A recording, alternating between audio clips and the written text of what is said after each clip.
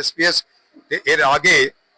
এর আগে বিএসপিএস কিন্তু পশ্চিমবঙ্গের বাইরে অন্যান্য রাজ্যে অনেক দিন ধরেই আছে, 2015 সাল থেকে।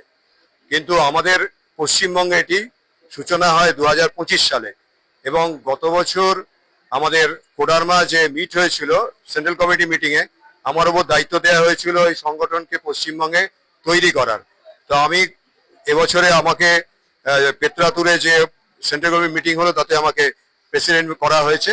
এবং এই দায়িত্ব নিয়ে আমি গত বছর আমার সঙ্গী সাথীদের সাহায্যে 8টি জেলাতে আমাদের সংগঠনকে পরিচিত করতে পেরেছি। এবং অনেক জেলা বাকি রয়েছে, এখনো আমাদের অনেক কাজ বাকি আছে।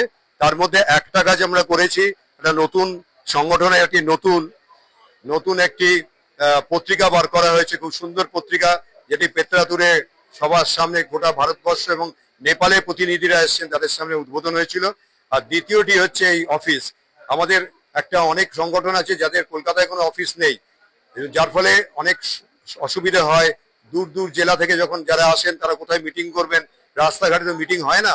সেহেতু আমাদের এখানে একটা অফিস নেওয়ার ইচ্ছে অনেক দিন ধরে ছিল, আমাদের প্রায় 1 বছর।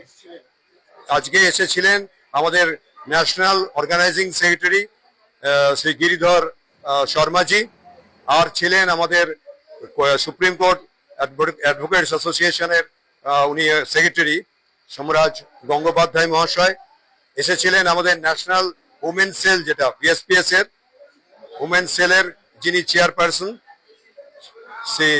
শ্রীমতী শামিমা নাসরিন। এছাড়া বিভিন্ন জেলার আধিকারিকগণ এবং সদস্যগণ এসেছেন আজকে।